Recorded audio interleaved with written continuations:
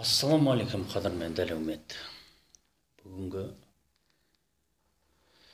Бүгінгі бастайтын әңгімеміздің тақырыбы бұл тажал жайлы. Тажал дегеніміз бұның өзі қандай ұғым, қандай мағына. Бұл не себепті жер бетіне бұл ажал жіберілген. Былайша алып қараған кезде тажал дегеніміз өлімнің иесі, өмірдің киесі. Жалған өлім, ақиқат өмір, ақиқат өлім, жалған өмір екіге бөлінеді. Біреуі координаттық, біреуі планетарлық жүйе болып келеді. Бұл туу мен өлудің өзара баланстық жүйесін реттеп отыратын жүйе болып келеді. Мысалы, жалған өлім, ақиқат өмір дейсек, бұл планетарлық дүниенің амал иелері екендігіне белгі береді. Не себепті? Олар үшін өлім жалған, өмір ақиқат. Өйткені бұлардың танымында мынау ықылас жүйесімен байланысты болып келгендіктен көбіне көп бұнда Құдай берген жанды Құдай алады. Немесе Алла өзі берген өмірді өзі қайтарып алады деген ұғымда. Бұларда не дейді жаңа? Планетарный индекс, бессмертный дейді. Ал енді өлім ақиқат, жалған өмір дейтіндер кімдер? Бұлар координаттық өкілдер. Координаттық деген сөз, яғни өзінің аяғының астындағы көз көріп тұрған аумақпенен, көздің мысалы үшін мынау несі радиусы көрсетіледі ғой, бұл 180 градус. Аяғы тоже өзінің басып тұрған координатындағы анықтама неменен, жаңа радиустың несі көлемін, сол деңгейдегі көлемді соны координаттық дейді. Сонда қарап отырсаңыз, 180 градустық көз көруменен құлақ естіп, сол жердегі қарым қатынастың индексі, соның деңгейіндегі танымның өлшем бірлігі сол координаттық деп аталынады. Ал енді жалған өлім мен ақиқат өмірдің айырмашылығы неде? Бұл жерде 360 градустықтан планетарлың толық мәліметі осы мына Құран программасымен аталмыш жаңағы 4 кітаптың танымыменен ислам деген ұғымменен байланған дүние екендігін білуге болады. Бұлар менен екеуінің ара қашықтығы жер мен көктей дүние. Сондықтан осы танымға келген кезде көптеген амал иелері бұл ықылас сүресі, Фатиха сүресі, ол жаңағы мынау амал иелерінің тәніне салынған насителдік жүйе, одан оның көтерілуі, оның сондай бір мынау пайғамбардың амалдары негізінде солардың тәніне салынып қойған дүние екенін бірі оны алмауы мүмкін. Мен жаңа айтып өткенімдей мына жерде мынау ненің галактикалық сағат, сосын Мекке маятник, содан кейін мешіттен кейін барғаннан кейін сол плюсовой трансқа тартылып тұрған жүйе екендігін былайша айтқан кезде айтқам өткенде шет жағасын. Яғни намаз оқу дегеніміздің өзі сол мынау плюсовой трансқа тартылу, трансқа кіру деген сөз, діни трансқа, плюсовой позицияға. Оның ішкі сыртқы факторларының амалдары жаңағыдай. Мынау Иса пайғамбардың амалы сыртқы фактор. Жаңағы ішкі фактордан сыртқа, сыртқы фактордан ішке дегенде ол ішкі мүмкіндіктен сыртқа шығарылған 12 мүшенің бүткіл несі адам басы менен сыртқа шығарып жүйеленгендіктен солай болған деп отырмын. Енді бұндағы жын, шайтан деп отқан себептері сол, өйткені мыналардың бәрі мынау создание, сосын разработка, сосын подключение дейді. 3 этапқа бөлінеді.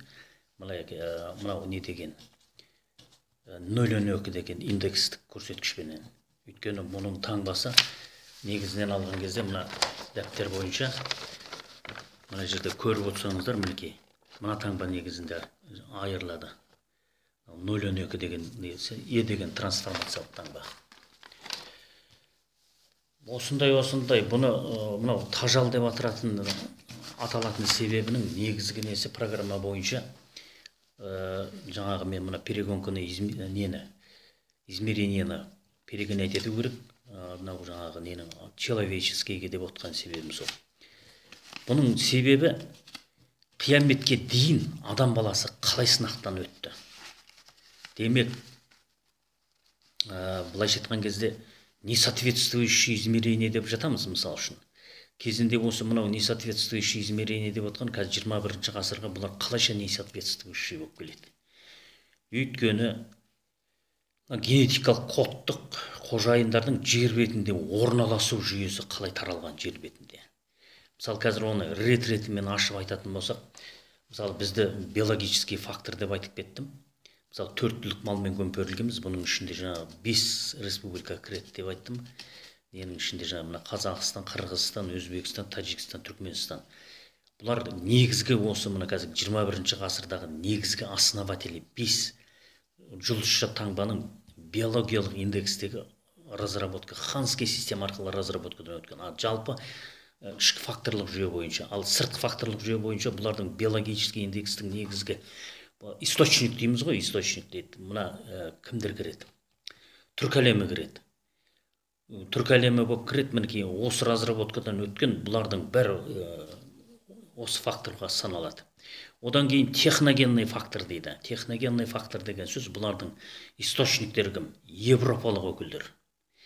Бұлар жаңа биологический этаптан европалық неге өткеннен кейін бұларды техногенный фактор дейді.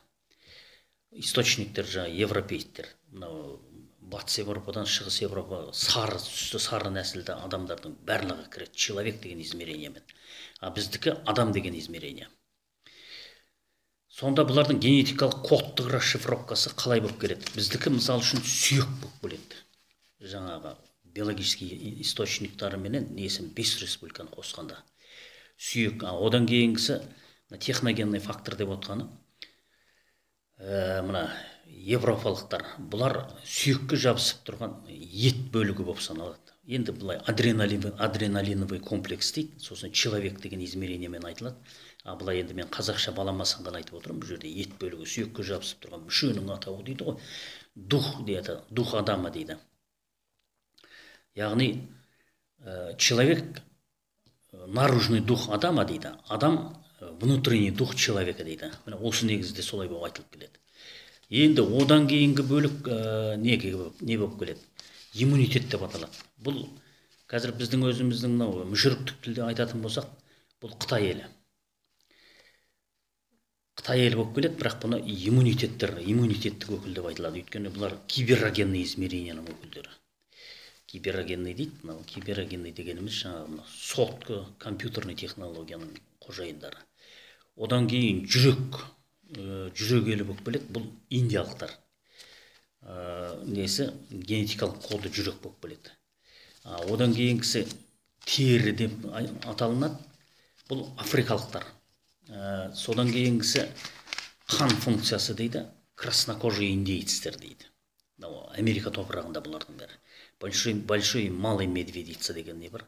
Соның ішінде полный немен кірген, немен қойылған.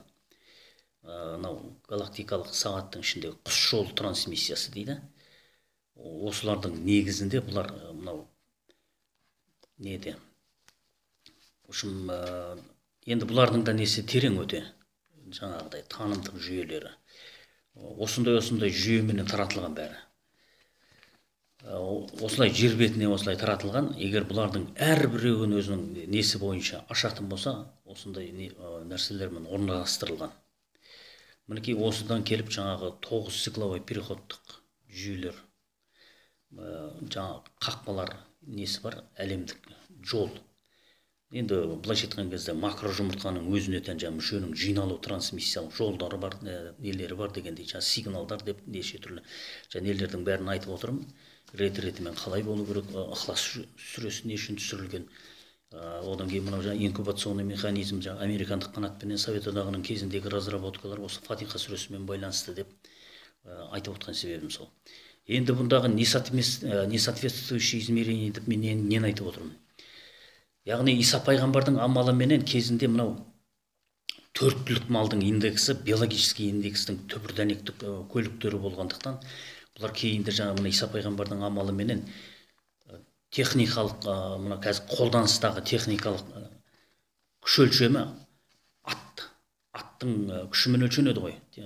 Сондағысы лошадиный измерение дейді. Осылардың өзі кәдімгідей мынау жаңағы формуланың жұмыс істеуіне, мынау ұрықтану программасына сәйкес келмегендіктен бұлардың негізгі тарихы мынау иммунитетный координатта шешіліп қойылған. Иммунитетный координат, яғни қазіргі аталмыш айтып отырған Қытай елінде киберогенный измерение дейді.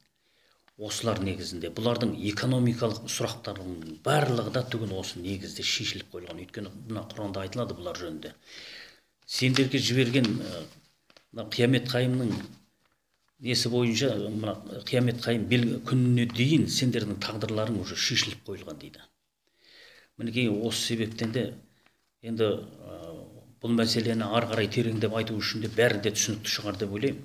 Ол не себепті жаңағы біздің бабаларымыз айтып кеткен жаңағы генетикалық кодтың нелері жаңағы қиямет қайымдық тәртібі бойынша мына Қытайлар жер жүзіне тарау керек деген сияқты әңгіме туындап жүргенде оның да шет жағасын айта кету керек. Ол түсінікті айтпаса да иммунитет деген ол барлық жерге керек нәрсе. Бұл глобустың түп тамырына толықтай таратылу керек. Әйтпесе ол тарамаса болмайды. Өйткені бұлар қордаланып бір механизмге айналып барады. Қордаланып олар өзінде жейді, бізді де жейді. Ол былайша айтқан кезде бір орында айналғаннан кейін кәдімгі мынау шешіліп қойылған жүйені уже талқандап жейтін бір түсініксіз бір нелерге кетеді. Уже былайша айтқан кезде трансмиссиялық планета жүйесі бойынша жасап қойған нелердің несін матауға түсіріп кәдімгі бір машина, бір түсініксіз машина іспеттес дүние ғой, енді соның бүткіл трансмиссиялық нелері, сигналдар шатасқасында өзі де түсінікті уже. Яғни мұндағы жасақ қойған дүниеден адам баласы игере алмауы мүмкін, не өздерінің үлестерін ала алмауы мүмкін. Бұл осындай жағдайларға келіп тіреліп кетуі де ғажап емес. Сондықтан мінекей енді алда уақытта бұл қияметтің қандай деңгейде боларын енді уақыт көрсетеді деген ойдамын. Бұл тажал дегеніміздің жалпы мағлұматы енді сіздерге түсінікті шығар. Өйткені мен жаңағы мына планетарлық индекс пенен координаттық индекстің аражығы осындай. Енді жаңағы мынау өлімнің иесі өмірдің киесі деп аталатын себебі сол. Бұл жалпылама айтқан кезде бір адам өмірден өтсе, некелескен адамның тәніменен ол қайтадан толығып жатқандығын көруге болады. Осы процесс негізінде бұл тажал деп аталған ғой, ол шын мәнінде. Егер ол адам деген серияның өзі бұндай біреу өмірден өтсе, біреу өмірге келіп жатыр, яғни оның жаны, значит, жан, тән, рух деген нәрселердің өзі үшке айырылған кезде ол координаттық мәселеде де, ал бірігу мәселесі жердің бетінде конструкцияның ішінде ғой ол. Оны айтпаса да түсінікті дүние ғой. Жердің астындағы процесс разоединение болса, ол жердің бетіндегі жүктілік процесі объединение ғой, енді сүйекті мүшені жинау деген сөз ғой. Былайша айтқан кезде енді ол процесс көз алдымызда тұр. Жердің астына кеткен адам болса, көз алдымызда некелесіп жатса, ол уже қайтып оралды деген әңгіме ғой. Бір адам өмірден өтсе, бір адам өмірге толығып келіп жатыр. Осы процесс негізінде жасалған нәрселер ғой әңгіменің бәрі. Мінекей осындай жағдайлар.